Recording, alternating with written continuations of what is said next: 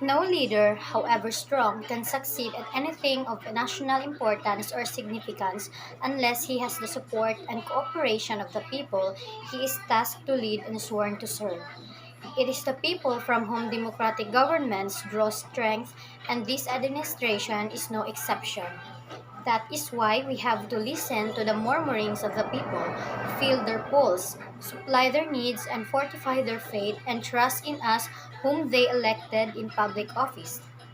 There are many amongst us who advance the assessment that the problems that bedevil our country today, which need to be addressed with urgency, are corruption, both in the high and low echelons of government, criminality in the streets, and the rampant sale of illegal drugs in all strata of Philippine society and the breakdown of law and order.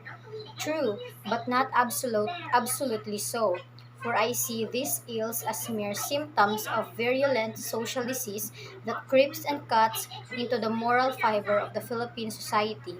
I sense a problem deeper and more serious than any of those mentioned or all of them put together. But of course, it is not to say that we will ignore them because they have to be stopped by all means that the law allows. Erosion of faith and trust in government. That is the real problem that confronts us. Resulting therefrom, I see the erosion of the people's trust in our country's leaders, the erosion of faith in our judicial system, the erosion of confidence in the capacity of our public servants to make the people's lives better, safer, and healthier. Indeed, ours is a problem that dampens the human spirit, but all is not lost.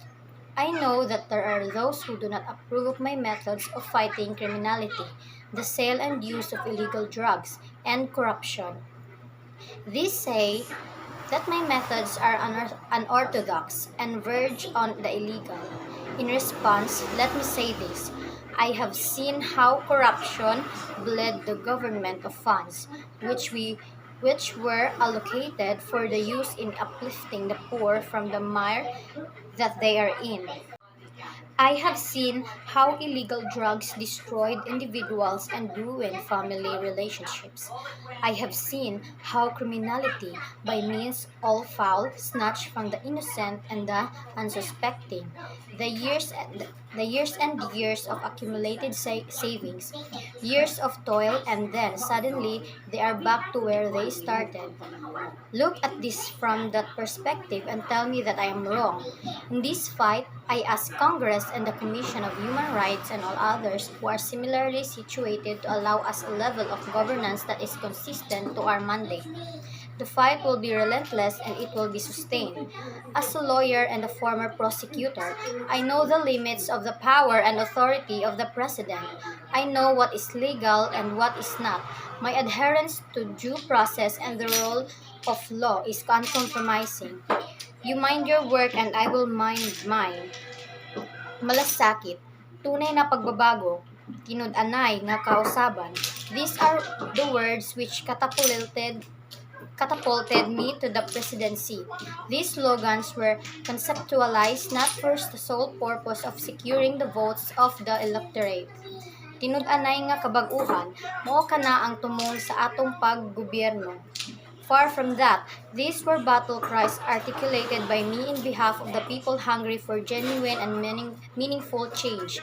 But the change, if it is to be permanent and significant, must start with us and in us. To borrow the language of Chanel Jose, we have become our own worst enemies, and we must have the courage and the will to change ourselves. Love of the country, subordination of personal interest to the common good, concern and care for the helpless and the impoverished, there are among the lost and faded values that we seek to recover and revitalize as we commence our journey towards a better Philippines. The ride will be rough, but come and join me just the same. Together, shoulder to shoulder, let us take the first wobbly steps in this quest. There are two quotations from revered figures that shall serve as the foundation upon which this administration shall be built.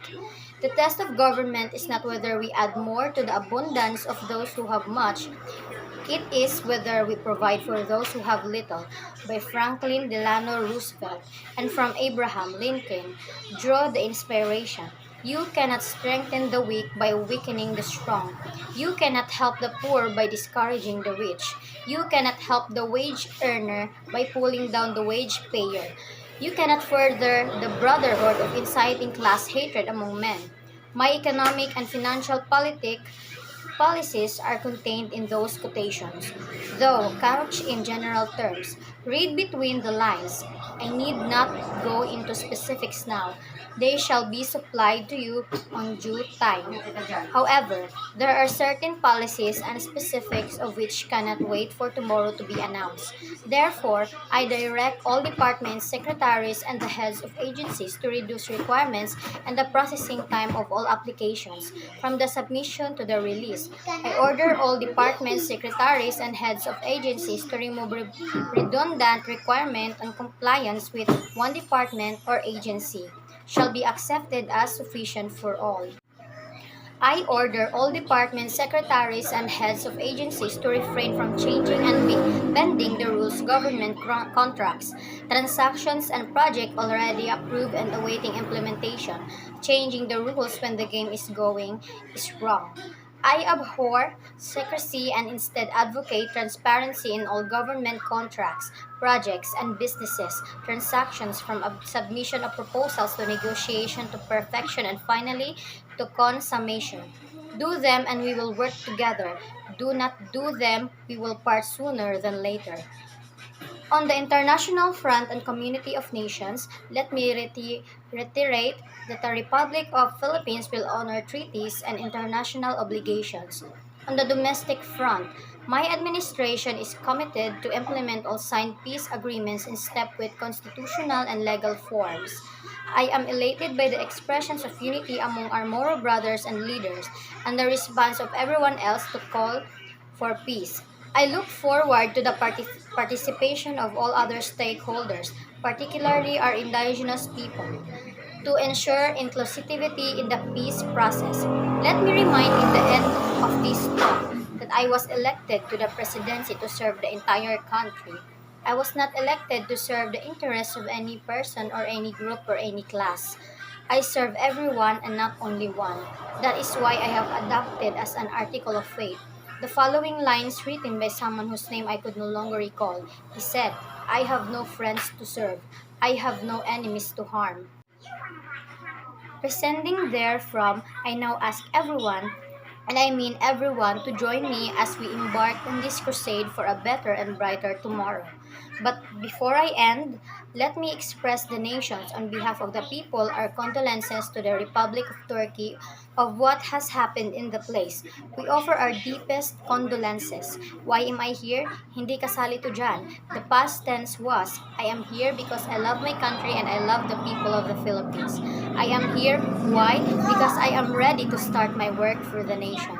Thank you and good afternoon.